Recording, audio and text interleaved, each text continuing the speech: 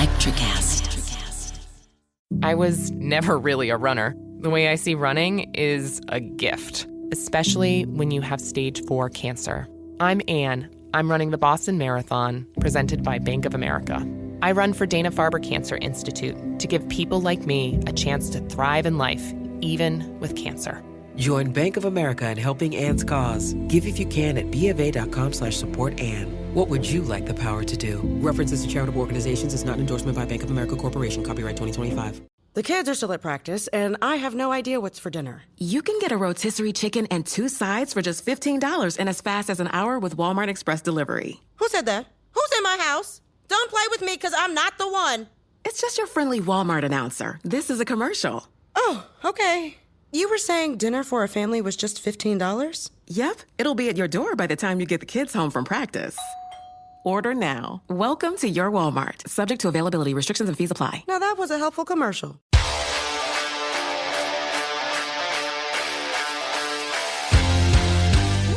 Welcome into Missing the Point. I'm DK Sizzle. I'm here with a couple of goons. We're going to talk about the Celtics. Joe Malkin's here to talk about the Stees with us, and real BK Bob Kelly's here. And Craig's here somewhere, skulking around in the dark. Producer Craig, doing his whatever his thing is. We don't know. We don't want to be associated with it because that's called plausible deniability. What's up, dudes? We haven't, the last Celtics show I think we did collectively as a podcast was we were 1-0 up on the Nets. Yeah. Is that correct? Bobby, it was me, you, and Ray. We were 1-0 up on the Nets. We were feeling bullish. We were feeling pretty good about ourselves. We were predicting a kind of a collectively conservative run that didn't end up coming true because we swept them for nothing, which I was pretty excited about. I'll start with you, Bobby. What's your general overall spirit level at right now with a 4-0 sweep?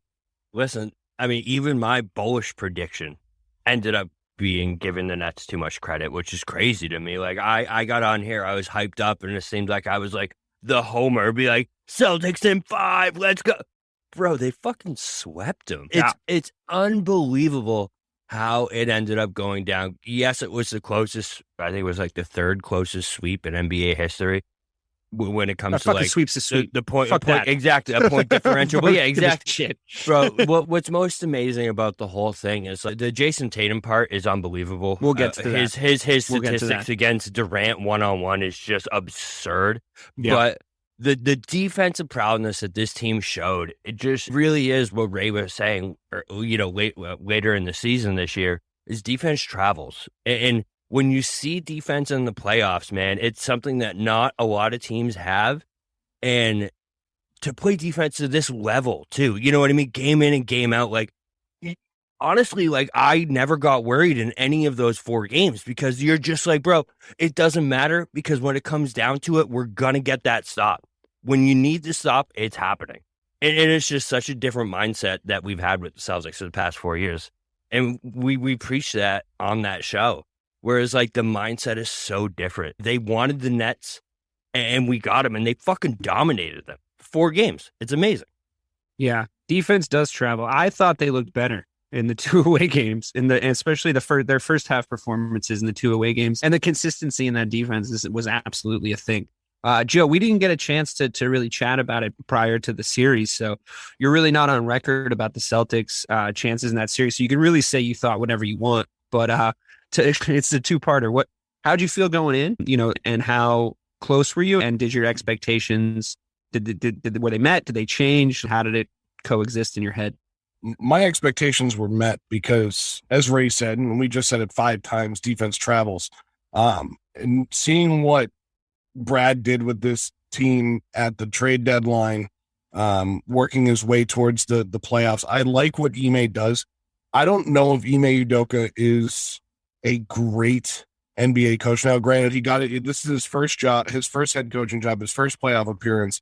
He beat Kyrie and Kevin Durant in the Nets. Fine. But what I think he does do is he motivates the right way. And he motivates these guys in a way that works for him. They're putting together a team, which is something I said vehemently against Danny Ainge for the last 2 years. Was I feel like him and Brad are butting heads. And Bobby, you and I talked about this a bunch, is that Brad and Danny butted heads, and they weren't really putting a team together for Brad as the head coach. Danny wanted to put together his team. And I think that's the difference here. And the guys that Brad kept around, not trading away a guy like Marcus Smart, bringing back a guy like Al Horford, it's such a big move by a guy like Brad Stevens, because I think he recognized that what he was working with didn't work for him, but it could work for Ime. So I was pretty high going into this series. I think that also had to do with the fact that I was just sick and tired of Kyrie Irving. I thought KD, as much as I'll give Jayson Tatum all the credit in the world, and I don't want this next statement to take anything away from him, but I think KD dogged him a little bit in that series. Comparatively, right? Like, we know KD is one of the best in the world, but I don't think he played to his best ability. And that's fine. I'm happy with it, because Dave, you're right, a sweep's a sweep. So I was happy with this series. This was the most basketball I've watched because I actually came around. So call me a bandwagon fan. You're a bandwagon fan. Thank you. Oh, sorry, I thought that's what you wanted me to do. I did. Yes, that's perfect. But no, these guys are fun to watch, and they were fun to watch in that series. I have cautious optimism going into the next series. I'll just say what I was going to say, because I have to defend Ime's honor just for 1 second. Because I think You beat me to the punch. I think okay, so coaching in different sports has different applications and it has different effects. And by that merit, coaching is more important in some sports than it is in others. I think that you can have a great basketball team with an average coach and win a championship. I don't think that that's true in, say, the NFL. Sure. You know, or the different Bucks sports last around year the league. is the best example. Exactly. I mean, there's recent examples. There's examples all throughout history. Now, you can, and like, I mean, if Mike was here, he'd say that 08 Celtics probably. But the the point being, I do think having a good coach can also win you a championship in the NBA. And I think the way to see what a coach is actually doing is the exact things that we saw with the Boston Celtics in that playoff series, because one, Rob Williams goes down, and the amount of impact it has. Now, Bobby and I were going back and forth about Tice and how he can't do what Rob Williams does, but not a lot of people can be 6'9" and have a 7'2" wingspan. Like, that's part of it. But the fact that the drop off was so minimal, I think defensively, especially, I think is a credit to Ime. I think they look, and Ray made this point on the last show, they do stuff like the prime pop Spurs do. So that has to be somewhat his fingerprint as well. But although that's sort of, the jury's still out there, that sort of remains to be seen. But that's a guy who knows how to win a playoff series. That's a guy who's been there. He's been in and around championships, playoff series, all that kind of stuff. And I think the fact that they stayed so consistent across all 4 games, and I'll also give him credit for whether it's indirectly by motivating Tatum and Brown and to be the stars that they are now and to have that attitude they are, or directly, like in the huddle, talking them through this, they had the killer instinct. They stepped on their fucking necks. And I really think that comes, like, Jayson Tatum and Jaylen Brown, we didn't have that before Ime got here. They just didn't. So, like, I don't think they licked it off the fucking grass, is all I'm saying. Go ahead, Bobby. Yeah, no, it goes back to, remember our podcast 2 weeks ago, bro, where we were sitting here, they had just gone into that final game of the season where we could have sat everyone and avoided the Nets. And the Celtics did the exact fucking opposite, where they didn't just play everyone. They played everyone, and they absolutely fucking demolished that team. Did you hear what Ime said about that today? Yeah, that he asked the players, and the players were like, fuck yeah, we want the Nets. Bring them on. He was like, we play basketball. We're not marathon runners. We're not running from anybody, or whatever he said. I was like, that's great. Listen, that's exactly why I was so high on them going into this series. Literally up until that point, DK, we had the conversation about Williams. We had this conversation. I was very tentative until I heard that, man. And that just, to me, shows what a great job Emmy really has done with this team. Because, listen, that's not, I said this before, they would not have done that last year. No chance in hell would they have gone up and said, we want this fucking team. No. I think one of the biggest criticisms has been that they seemed disinterested. They were so soft, man. They were letting people roll over them. And I think that the thing that's changed from that time till now is the head coach and, like, the culture. And I also think, like, they always had all the talent in the world. Like, I mean, it's great that we have the Al Horfords of the world, and he's looking like vintage Al, and he's, like, running the perimeter, and he's crazy. Like, shooting confidently, and, like, that's all great. And like, it's great that our role players were 10 times better than the Brooklyn role players. And it's great that when Blake Griffin started a little run, the Celtics of 4 years ago would have been, oh shit. And they would have I guarantee you they would have let Blake Griffin beat them up. You know what I mean? Like, that's like Tyler Hero starting to just fucking like be absolutely wet from the perimeter. Like, we watched it happen to these teams already. And I just think, as an aside, by the way, in that game, I think it was game 3, Blake starts to just like attack us. And it's like, why hasn't Blake been on the floor the entire time? Yeah, because Steve Nash, it turns out, is not a great head coach, by the way. No. That's a side note. Yeah, he's been really not good. Yeah, I mean, Ray was right. We were wrong about that. So fair enough. But Blake comes out and he starts to go at us. What does Jaylen Brown do? Jaylen Brown takes the ball and goes at Blake Griffin. Just goes at him once, twice, 3 times. Goes, all right. How long can you keep it up for? Like, let's go. He looked so gassed too. Blake. Blake was so tired. He was so tired, and it was like, he was just dripping sweat. You're like, bro, right, right. But also, like, to speak to the mentality, they were like, we're not letting fucking Blake Griffin do this to us. We're not letting Blake Griffin do this to us right now. That's not who we are as a team. And I think that leads me into my next point. The question I want to ask you guys, I'll throw it to Joe first. What do you think, as far as the prestige of the team we just beat? I know that you have your issues with Kyrie Irving, and maybe it sounds like a little bit Kevin Durant, but I think it's a pretty fucking big deal that we just beat the team with the best player in the NBA on it, which is kind of consensus at this point, and top 3 point guards, Bobby? Top 3? We'd say at least, him, Steph, and like, like a little, maybe a battle between the Trae Youngs and the John Morants of the world. Like, we're kind of right in there. Yeah, like maybe Ja.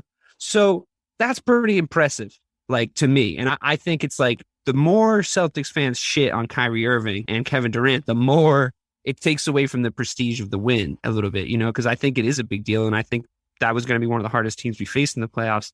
So what do you think that means, Joe? Like, going forward, like, do you see it the same way I do? Do you think we can beat anybody now? Or is it more like, I don't know. I mean, they were kind of mental midgets, like you've been saying, like they couldn't get it together. Maybe anybody would have done that to them. Are we going to see a continuation of that mentality and that kind of aggression going into the next round? Or was it a fluke because the Nets suck?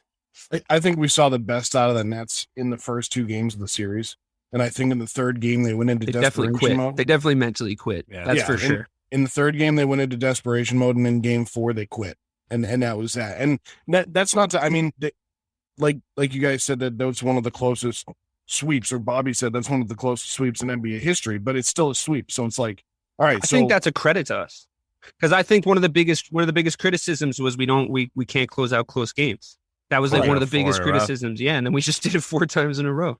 Right. And and against 2 of the best players in the NBA. And that, I'll give Kyrie that. When he wants to play, he is one of the best. That game 1 was absurd.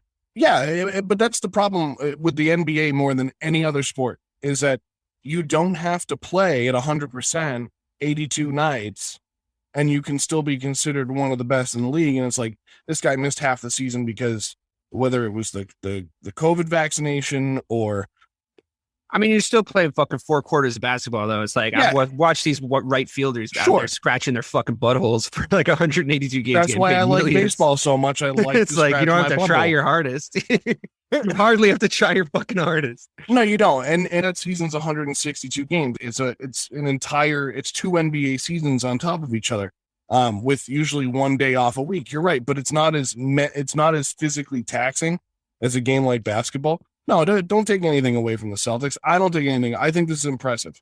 My biggest thing with KD is him coming out and with his comments of, oh, they should retire my jersey here and they should retire my jersey. It's like, dude, shut up. You're still playing. Like, let's talk 5 years after you're done, and then let's talk about that. Because, I mean, you think about a guy getting a number retired, and this is kind of going off on a rant, but when you think of a guy getting into a Hall of Fame, whether it's for a team, for a league, a sport, and having their number retired, it's about leaving a mark on that team. What mark did he leave on the teams that like should the Patriots retire Randy Moss's jersey because they went undefeated in the regular season and lost in the Super Bowl?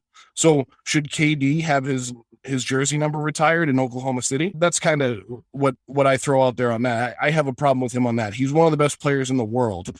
I still think he's way too skinny. He's always been way too skinny, but besides the point. How he looks is not something against him. And then in the terms of Kyrie, I just think Kyrie's a bum. And what he did in Boston in the series was, and then to try to make himself look like the victim.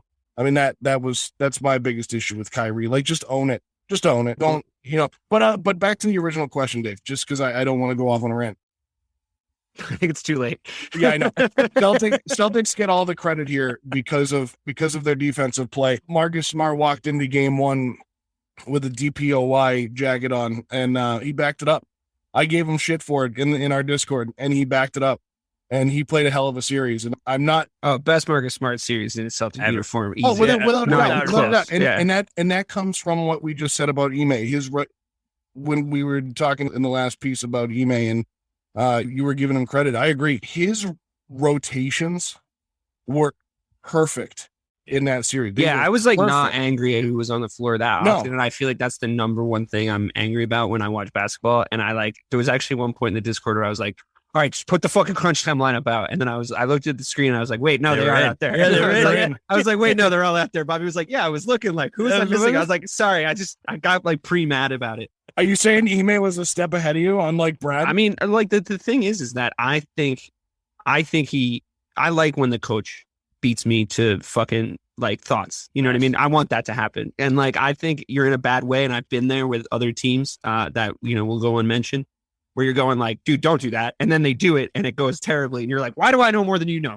I don't want that from my coach, So yes, I'm happy that for him. We've been living that for like 20 years. Yeah, DK. I want him to be, yes, exactly. We all know what we're talking about. So, but I'm like, dude, I mean, I want him to be 20 steps ahead of me. I want him to know 1,000 times more about basketball than I do for sure. But like, if he retires and wants to just fucking sit around with a bunch of other fucking jackasses and yap into a microphone about it, then we can like know the same amount, but I need him to win. So, Bobby, same question to you. What do you think the prestige level of the team we just beat is? Do you think that we beat? How much of a lie was that 7th seed? Like how much of a mountain did we just climb? And because to me, the sky's the limit now. Because I've full on rated the Brooklyn Nets, but like some people maybe are saying they never really showed up mentally. Where you at them because of this stuff?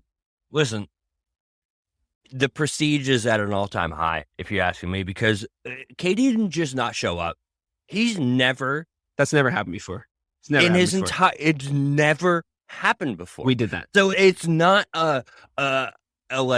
he just, had 4 bad games. No, we fucking forced that motherfucker to have 4 bad games. That doesn't happen. 3 bad games. He was awesome in game 4. 3 bad games.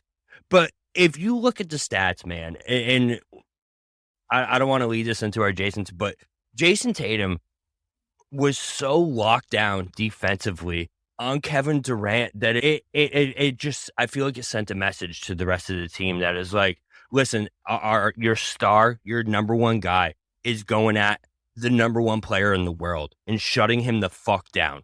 You better not let fucking, what's that guy's name? Brown. You better not let Brown go off on you, or you better not let these dudes do this because listen, your guy is shutting down KD. So what the fuck are you doing? Yeah. And he was just up in his face the way he was doing it the too. Whole like time. The obvious game plan was smother KD, no easy shots, no easy nothing shots. Easy, boom, get in his way. It was fucking all time like game plan execution. And he hated it. You could tell KD fucking. I honestly thought he was going to freak out way more than he actually did. But on that note, I'll say this because I agree with you. I think after game 1, there was 3 certainties in life: death, taxes, and Kevin Durant going fucking off next game, and then it didn't happen. And then after game 2, you're like, all right, well, then now it's really going to happen because you just know in your heart, you're watching the Brooklyn Nets go home and you're like, all right, we're due one. We're doing hell. Like, if we're going to, honestly, like anybody with a discerning eye watching that series was going in going, all right, if we're going to take one, let's take game 4. You know what I mean? Like, if we're going to take one, let's take game 4 because KD's coming out to fucking play tonight. He's going to ball out. And it didn't happen again, which is crazy. Not only did it not happen, so game 3 is the one that Joe, I'll agree with you, where he dogged it. And he wasn't, you could tell KD, he was defeated, bro. Yeah. What did he have? He had like 4 shots in the first half, which is fucking unheard of. Give Jayson Tatum more credit on that though. And this is where I'm going to kind of take Dave's stance with what he did with Ime is. I don't think Kevin Durant's ever been punched in the nose like that. Ever. Yeah. Ever in his career. where Agreed. he's had someone in his face. I've never seen. That's because people can't defense- keep up with him. It's not for lack of trying. Well, that fair the thing enough. is Except like for Jayson Tatum's Tatum. ability to be as fast as him, like to get to Right. these spots like him, like into to. A lot of times he was there before KD got there. He knew where he was going to go. He knows his spots, dude. He watched his tape. He Definitely really did. watched this tape. And I've never seen defense played like that in the NBA. It's a reason why we were kind of leaning towards this maybe happening, the majesty and the narratives of this season, because this is a guy that Jayson Tatum's modeled his game after. This has been obvious since he got to the NBA. Like the way that Jayson Tatum plays is very similar to the way Kevin Durant plays, because they can both make their own shots wherever they want. So like, what's the most effective shot to make if you're like longer and faster than everybody else? Like both of those guys are. Now, granted, Kevin Durant is fucking taller. But what does that mean? It means Jayson Tatum's got to add some other shit to his game. Now, playmaking, we were all on fucking board with him adding playmaking to his game. I still think he fucking stands up too high when he dribbles. But like, honestly, we're fucking splitting hairs at this point. The dude's a bona fide top 5 NBA superstar, like facts. But the guy played a defensive game that I did not know he was capable of in a playoff series. And I don't think anybody knew that. I think he was like, he Kobe'd that shit. He had it in his fucking back pocket and he was going like, wait until because he was playing good defense all season. Like, I'm not saying it came out of absolutely nowhere, but I think he knew, because Tatum's been like this. He's like, I'm going to go up a level now. I'm going to go up a level now. I'm going to go up a level on this thing now. And I think for him to kind of be like, watch how good I am at defense, though. And then just fucking get up in fucking KD's grill for 4 straight. And it was so enjoyable to watch. It was so enjoyable to watch because you're like, it's happening again. It's happening again. and it was just fantastic.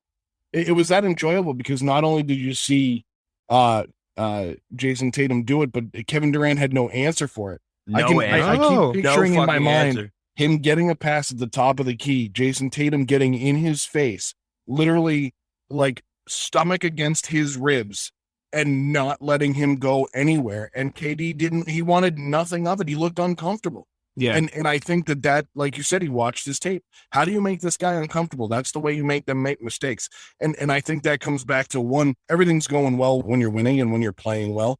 When you have a good coach, when they put a good team around you, when you're 8 to 9 guys deep and everybody can play and you can fill in for Rob Williams with Daniel Tice.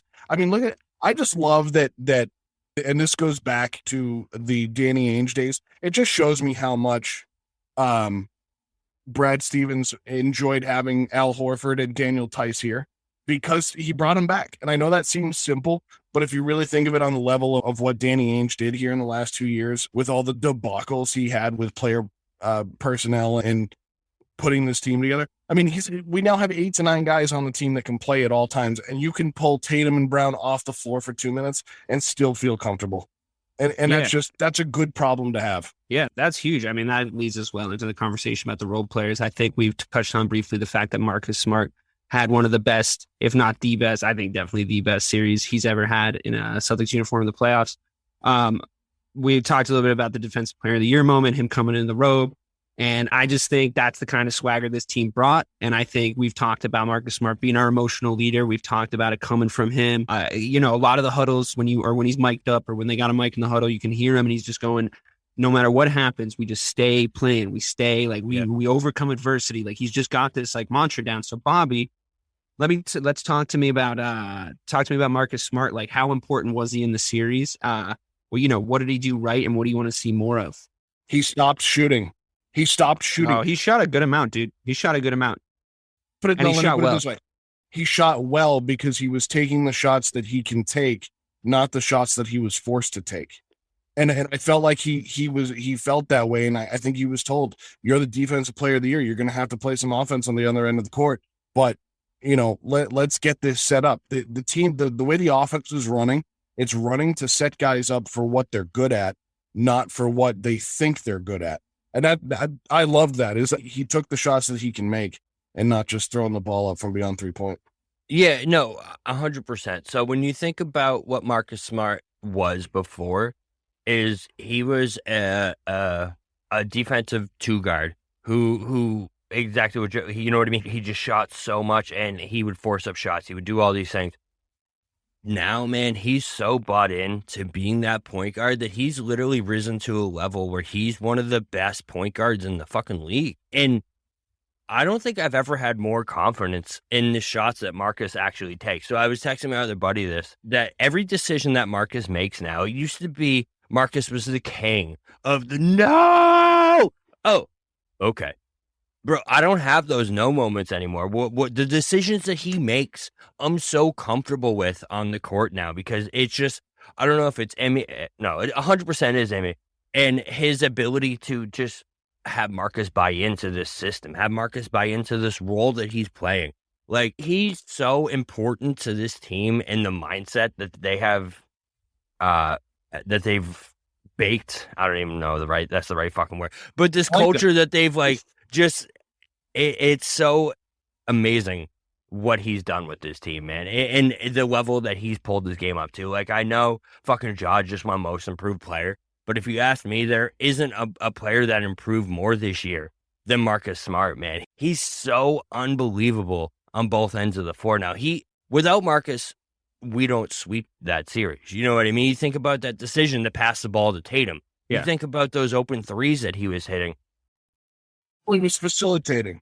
What was he in 3 points this series? His percentage was definitely in the 40s. So just while you're looking that up, Bobby, I think one of the biggest things is you look at him and you say he's one of the most improved. I don't disagree that he's one of the most improved, but I don't think improved is the right word. I think he was a lost soul, if you will, to get really deep, and was guided back down the right path because he had a tendency to veer off and have too much freedom. And I think that's one thing Ime has done is brought the guys in and put them into the positions that allow them to succeed the best. And he's done that with Marcus Smart. I think Marcus Smart has always been this player. He just didn't know he could be this player. He thought he could. He just didn't know it. And I love that about him right now. He was 31%. He wasn't great. Whoa, really? That's really low. Yeah, I know. It wasn't great. Probably higher than he's been shooting. You know, that's actually lower I feel like that's a low percentage for him. You know what though? I think the threes he did hit were big. I think I'm surprised by that. I'm a little surprised by that too, but you know what? I think it's 31% of a lot less shots. And I think his volume went down from around the perimeter. So you're not just seeing him jack up fucking shots like Joe's saying. Moving on to a couple of other role players. We got Rob Williams back in the rotation for the last game. I think or back up to full minutes for the last game. He did like 15 minutes. I didn't really notice him too much in game 3. On pure presence, I think it's good that he's back, but he looked a little rusty to me. He didn't look 100%. His timing was off. Yeah, and also his impact was immediate. Yeah, I mean, I think he definitely helped in there. I think he was he made a difference defensively. I think having that rim protection was definitely nice, but I don't think that they were kicking our asses underneath the rim for 2 games up until that point anyway. And I don't know if I was I was glad to not be in a position to be calling for Rob Williams being like, Jesus Christ, we're getting murdered. I know you maybe disagree a little bit, Bobby, because you were saying some shit about Tice. Yeah, no. So that's the only thing with Tice is you didn't see Horford and Smart yelling at Rob Williams 80% of the game. Listen, Tice is good at what he does, but he gets caught out of position way too much. And I mean, I don't know if it's just because we know what it looks like with Rob Williams and how perfect and how amazing it is when he's at full strength, but obviously it didn't affect him too much. So, I mean, it is what it is. I'm happy he was back in there. But it's not as if Tice. Yeah, I get what you're saying when you were saying it, but it's not as if Tice was inept. He wasn't inept, no, right? But he even wasn't the moments where he yet. was definitely a bit of a liability, and they were definitely making a ton of back cuts on him because he was just not able to keep up with guys. He didn't know whether to stretch out or fade into it. He made some poor choices in moments, but I think that we defended so well as a team that I don't think we were so good at our switches. We were so good at and then not switching as well. I thought that the way that we stayed dogged on one-on-one matchups, especially Tatum and Smart, I thought they both did an amazing job of being don't switch. I'm staying with him. He's not, this screen's not going to beat me. You know what I mean? I'm just going to I'm going to use my footwork and I'm going to run my ass off and I'm going to stay right in front of him. And I think that helped us because then you don't give them an opportunity like we saw in the Heat series when they went to zone on one end and then the other end, they just killed us on our switches because they were we know their switches. We know when they're coming. It's going to be this guy to this guy. Let's draw them out and then let's like cut them apart. And that was happening to us so much. It doesn't happen anymore because those screens are tiring. And the reason you do them is so you can switch defenders and get mismatches or, like easy rolls to the basket. And when you're doing that and the guy's still right in your fucking face, like he didn't get eaten up by the screen, he's still right in front of you, like you sort of start to give up on that aspect of it too, right? So I think we did sort of break them down mentally in that sense. One person we can't leave without talking about is Grant fucking Williams, bro. Yeah, he had a great series. Yeah. This dude, I have never seen someone take my opinion of them from you do not belong on a court in NBA crunch time to literally earning yourself in a matter of 3 games a spot on that floor in the last 2 minutes of the fucking game and me being so comfortable with it. And when he lines up that 3-point shot, bro, you know it's in. You know what I mean? Like if he's open, he's hitting that fucking shot. And I haven't seen someone ascend like that literally since like Eddie House in that 08 days where like I think he's a little better than Eddie House. Yeah, I do too. Still, bro. So his stats in this series, think about his game 3 was enormous. I know that he had a Grant crazy Williams high. Went from averaging 11 minutes last year to 30 minutes a game this series. And don't forget 50% from 3-point and 70% from the field, bro. 70% from the field. That is. Yeah.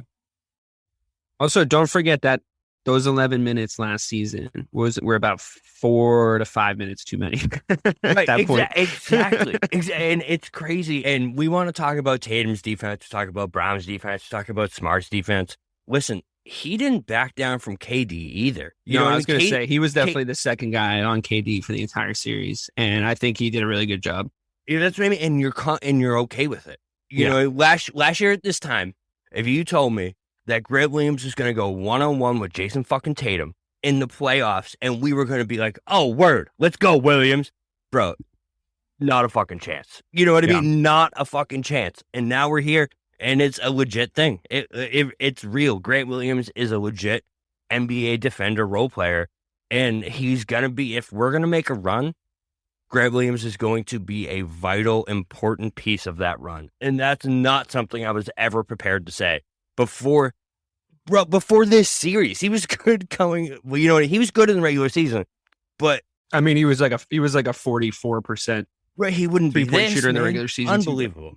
I think he had a great series. I think everybody stepped up. Now is a good time then to move on to the next series, which I think we're all pretty sure is going to be Milwaukee. I'd be pretty surprised. They're up like 25 right now. Are they up 25 again? Yeah. So they fucking smashed Chicago. They're a good team. They're the NBA champions, and they're not to be trifled with. I think it's going to be a hard road if we do get to these NBA finals. So I think, just to lead us off, I think the matchups are going to be a little bit different. I think we're going to need a completely different game plan against them. I don't think that Tatum can do to Giannis what he did to KD, and that's not because Giannis is better. It's because he's fucking enormous, and I think we're gonna have to guard. He's just going to take him to the post, and I think that we're going to have to guard Giannis by committee. But what I think that means, my kind of hot take prediction for this next series is this next series at home is where we're going to see Jayson Tatum's like 50, 55 point playoff game in this run. I think I think he had great scoring games, but I don't think that was ever going to be possible with the job he had to do on Kevin Durant that we just spent all that time discussing. And I think that the smartest thing we can do is unlock him offensively, because I don't think they have anybody on that court that can live with him defensively, not even close. So going in, it's going to be a different mindset. It's going to be a different game plan, but I feel like there was worse Celtics teams than this that did a pretty decent job on Giannis. So Bobby, I'll start with you. What do you think going in? Are you scared? Or are you more scared, less scared than you were against Brooklyn? I mean, I know you're hype about the performance, but it's a different kettle of fish, right? So what do you see going in? Yeah, man. I mean, so the key to this, we just talked about him, is in the regular season, the guy that we put on Giannis that actually did an okay job on him was Grant Williams, because he can master strength. He's got that lower body strength to stick with him in the post. It's going to be different than what we just saw for sure.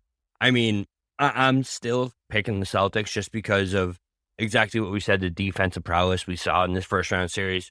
Chris Middleton is out, which I'm not sure how much that matters anymore, because it feels like he's always out though. It feels like they can't rely on him. And since he went out, they've absolutely dominated the Bulls 3 straight games. Since that happened, I think it's like 25 points, 20 points, and now Joe You're saying just it's said they're better up. when he's not there.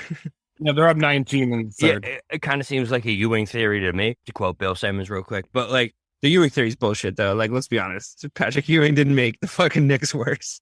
but yeah, I mean, I don't see it at the same confidence that I saw that first series. I think Giannis is going to give us a little bit more problems than KD did because, like you said, we don't have the matchup for him. So a Giannis 40-point, 15 rebound game. Sure. That's inevitable in this Yeah, series, which we said about the last series. So who the fuck knows? Different. We know why it's different, though. But yeah, so I think that's inevitable in this series. I still like the Celtics in 6. If it gets to 7, again, because of that demeanor we had at the end of the regular season, we get game 7 at home. And I don't think there's a bigger home court advantage in the NBA right now. If I'm being honest, like that's a legitimate thing. It's like Boston is a feared fucking place to play in the NBA playoffs. So yeah, another reason why you should watch Winning Time. I mean, I'm just saying. Okay. But Fair. no, I agree. Joe, I'll go to you next. It's so good. Bro, he's been pitching the show for like a month and a half now. I'm just trying to do you a favor. Joe, I'll go to you. That'd be a sweet sponsor. Yeah, HBO. Yeah, right. I'm with Bobby. I think it's going to be less of a defensive fight, which sounds weird, right? But I think we're dealing with a team we're going to have to run with and keep pace with rather than a team we can get in the face of and back down. Their bench is deeper. Yeah, the role players on the fucking Nets were absolutely trash. Yeah, no, they're awful it's because they spent all their money on their big 3 and Blake Griffin. So besides that, yeah, the role players on the bench for the Bucks is much more like ours. Like these two teams are very similar. I don't think either one of our superstars are as big and strong as Giannis, but I think they do things better than he can in other aspects of the game. I like the Celtics in 6 too. I think there's going to be a game, like Bobby said, where you're going to get a 40-15 performance from Giannis, and they're going to, again, to use the analogy again, they're going to punch us in the nose and kind of knock us out and bring us back down to earth. Because right now the Celtics are on top of the world. They're on cloud 9. And, people are starting to say Celtics Warriors in the NBA championship. And it's like, whoa, guys, let's slow down. I mean, you got a Mavericks team that's playing like the Celtics did without Rob Williams, without Luka Doncic. I mean, and then that Mavericks team is pretty scary and nobody expected them to be. So, I mean, I look at, also, the Heat minus Jimmy Butler last night. yeah, and the Heat too. And he like to stay in the Heat, sure. It's like, but so who knows? I mean, people want to speculate so far out, and it's like, guys, let's let these series play out. But yeah, I like the Celtics in 6 because I think overall, I think they have the better.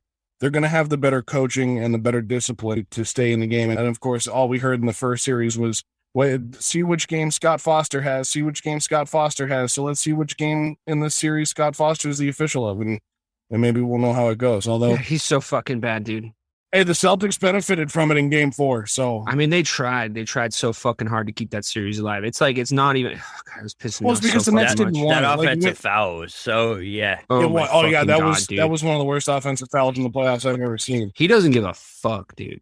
No, well, he doesn't. They also had an officials meeting in New York like 3 days prior to that game 4 or something. So that sounds like a party I want to be at. The officials meeting. Let's get a bunch of referee types in a with room. Adam Silver and the NBA officials. There are some good ones. I love by the way, I love the sideline camera when they do reviews and they come right up and they're like as close as I am to the camera right now and they're like looking down on you. I think that's the coolest thing they've added in the NBA in a long time. Celtics and I think we just got an insight into what kind of porn Joe watches. POV strictly. POV. Yeah. Strictly to hashtag POV. That's it. That'll be in the show notes. POV is good too. I mean, I'm just saying. Who doesn't? You gotta you gotta put the yourself mindset. there. Yeah, The sun's not down in LA, guys, yet. We can't have MTP after dark. Watershed. But yeah, so anyway, so first of all, the Celtics right now are, this is not something I thought we would be talking about, are favored in the fucking Eastern Conference to come out and go to the finals at this point. We're plus 180. Is that after they won the series or before? After they won the series. So that's updated odds. Plus 180 the Nets, not the Nets. The Heat are like plus 210 or something like that. So they're second. Interesting.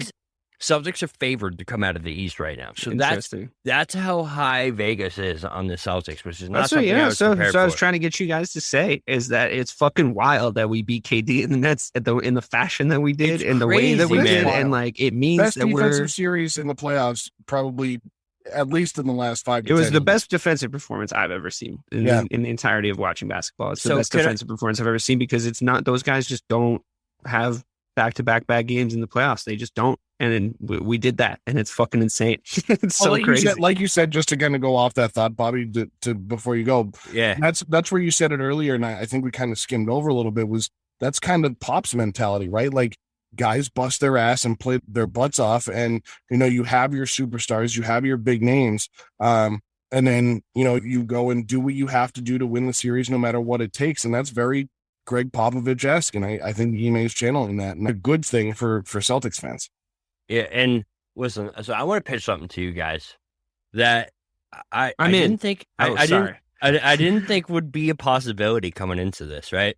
So it's very possible that 3 weeks from now, a month from now, however long it takes to finish this out. Jinxy. This seems jinxy as fuck. It's not. Listen, it's not.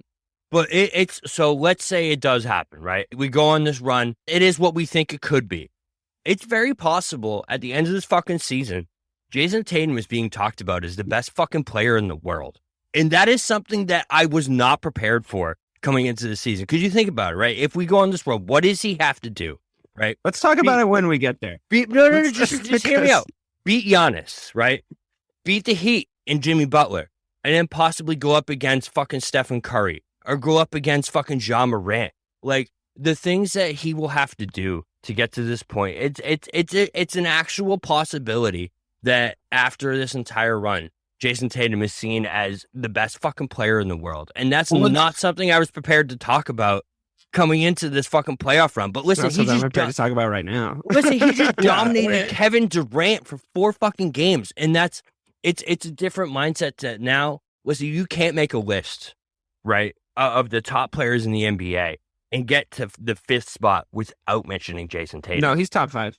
That is a real thing that we are at now. He's so, like, if this run happens, he's going to be above Embiid. He's going to be above Jokic. Like, you know what I mean? Like, you just go down the list, and even if we get to the finals and lose, he's still above all these dudes going into the next season. And it's like, going into this year, he was top 10, maybe. But because of what we just witnessed, what the domination he just had on Durant, if he gets past Giannis, he gets past Embiid, bro, sky's the fucking limit, man. Sky is the limit.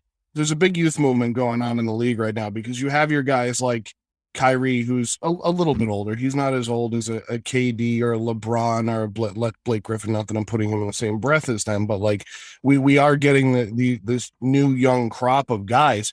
And as Ray has said many times, it's a 4 to 6 year window for a guy like Jayson Tatum. And we're at the back end of that 4 to 6 year window. So, Bobby, I'm with you.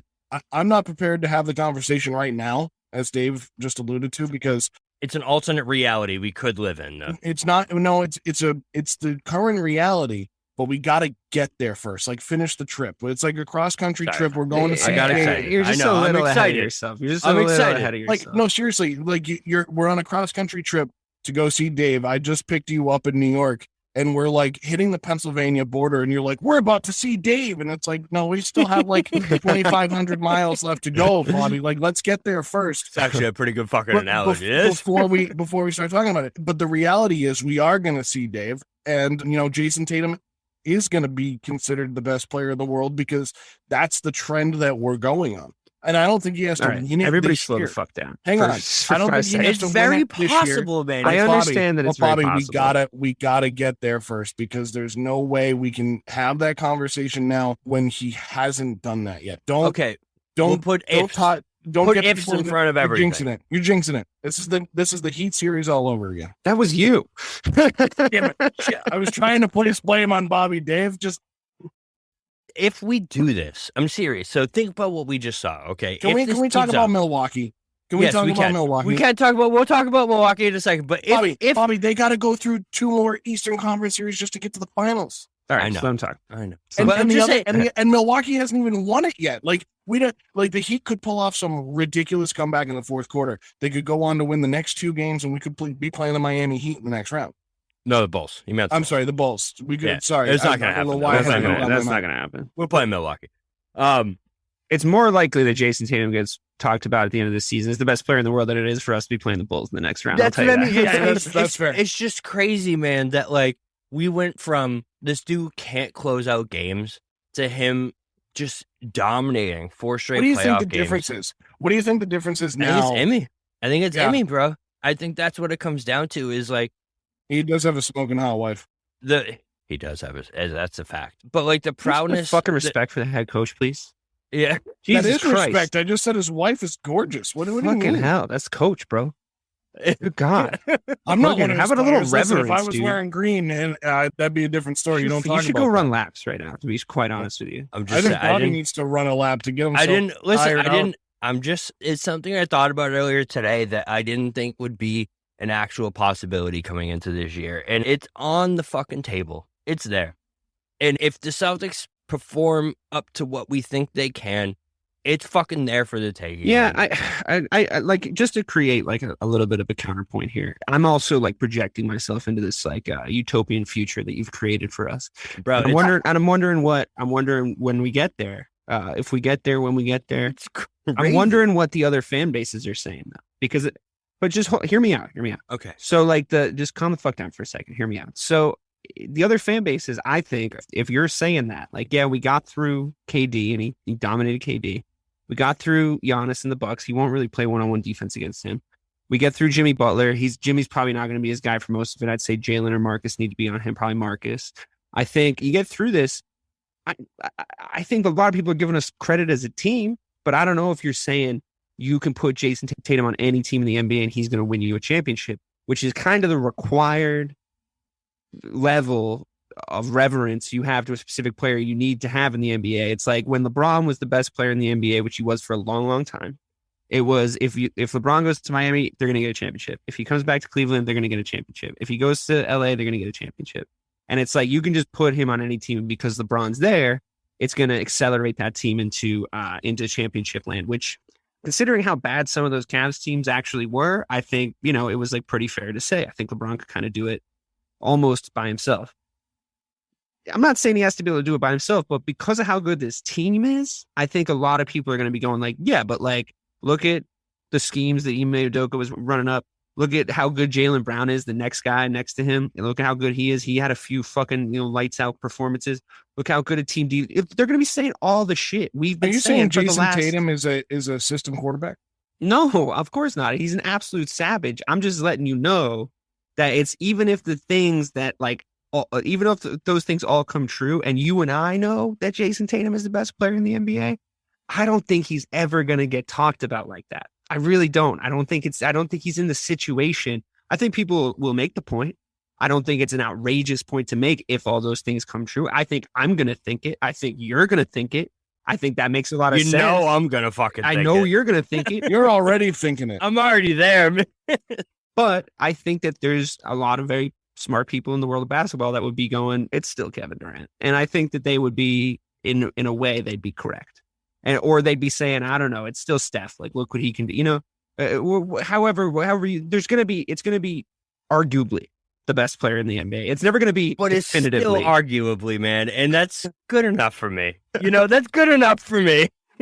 To counter Dave's point and sit you on the bench with your week 6 Cowboys are beating the Patriots mentality right now. And they're going to be the best team. We're so far beyond the week 6. Don't compare the Celtics to the fucking Cowboys, please. For the love of God, it's not close. So my counterpoint to that would be, you brought up a guy like KD and you brought up a guy like Steph. KD can't go anywhere in the league and win. We've seen that. Steph has played his entire career in the same place. Now he's won the championship multiple times. He's also been hurt, and he is on the back end of his career. I mean, would they really be part of that conversation? Because I don't think. I mean, it was like KD just was the consensus best player in the NBA going into the season. It's just the way it is, and I just think the reason for that is, I mean, he wasn't able to win. Like if we're gonna have the discourse about KD's whole career, I mean, it's pretty easy to defend. he wasn't able to win in Oklahoma City from his rookie year till however many years he was in the league. I think he's playing with Russell fucking Westbrook, and I think it's impossible to win with fucking Russell Westbrook because of his game. I agree. He went to the Golden State Warriors, and he made them into arguably the best basketball team ever assembled, and they won chips because they were fucking nasty. Like, they just worked because of him. And then he came to Brooklyn, and it hasn't worked out yet. But I mean, it's not gonna. We've just spent this entire time talking about how fucking good the Nets are because KD's on the fucking team, though. You know what I mean? And I think what the only point I'm making to Bobby is, if both guys became free agents, even at the end of this season, I think a lot of really smart people would take Jayson Tatum on their team to go try and win a championship. But I think most people would still take Kevin Durant because it's just the way basketball fans think, you know, like, yeah, KD got shut down in the series. I agree with you. That did happen. But are we going to say KD sucks now? Like, that doesn't make any sense. No, I agree. It's like he's still Kevin Durant. You know what I mean? So, but it's way more of a conversation than it ever absolutely, absolutely, it would be, and he would definitely, and like, I think he just got to the top 5, so I'm personally happy here. Like, I think it just happened 3 days ago, so like, I think you're a little greedy, but like, I think he just got to the top 5, and I'm now going to litigate the foundation, because that's what we do here. We're going to litigate the foundation of why he's a top 5 player before we get laughed out of the room on he's the best player in the NBA, I think. We all know that I like to build the house before the fucking foundation. Okay, that's literally my MO is what I do. Of course, right? That's what I do. But like, when you list, it's crazy. When you list the top 5 players in the NBA, Jayson Tatum has to be in that list now. I agree. He has to be. Agree. And there can't no be an argument disagreement on this side. So no, I agree with you. Listen, okay, yeah, you can take my excitement and pull it back a little bit. All right. I mean, you're creating a false reality, and I think that, and I think in creating it, you're being a little bit of a fucking jinx, to be honest with you, because that guy's got an ACL just like everybody else. So like, let's just like calm the fuck down. You know what I mean? Like, let's just calm the fuck down.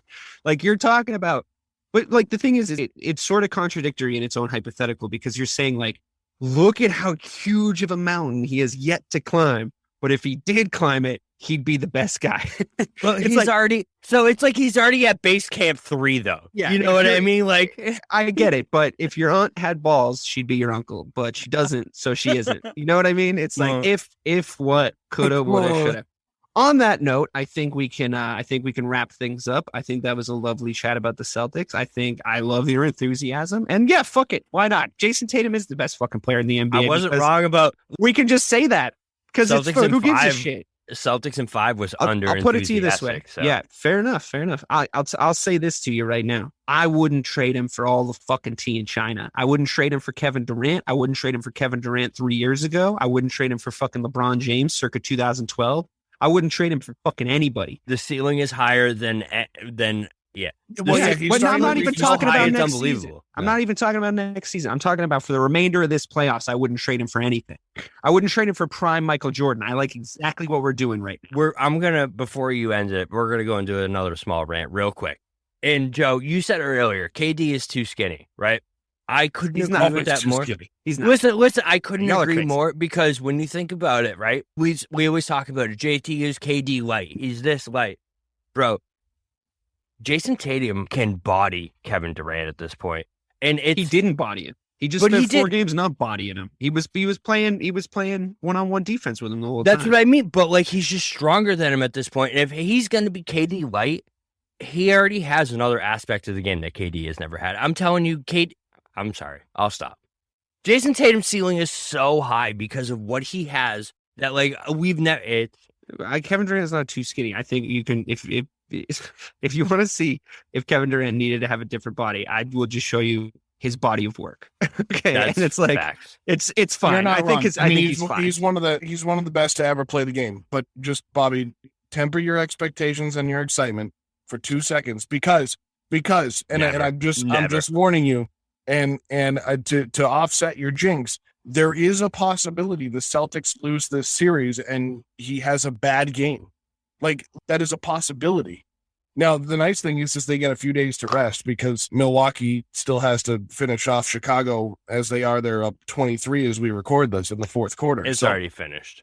It is. But what I'm saying to you is they get a couple days off. But, you know, this is where I prepare with you specifically, to wait a week down the road and for you to be cursing the same things that you're praising, because it happens all the time, especially in football.